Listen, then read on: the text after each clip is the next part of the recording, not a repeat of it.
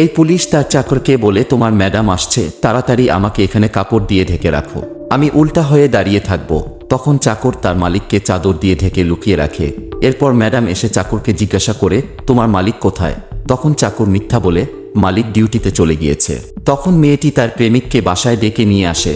তখন চাকর বলে, ম্যাডাম আপনি মালিকের সাথে ঠিক করছেন না।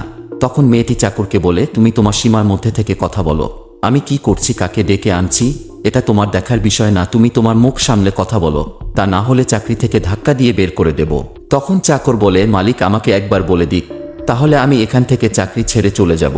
তখন এই প্রেমিক বলে, এই চাকর তোমার স্বামীর পা চাটা গোলাম, এর থেকে দূরে থাকো, তা না হলে আমার কথা তোমার স্বামীকে বলে দিবে, আর তোমার স্বামী আমার পাছা লাল করে দিবে।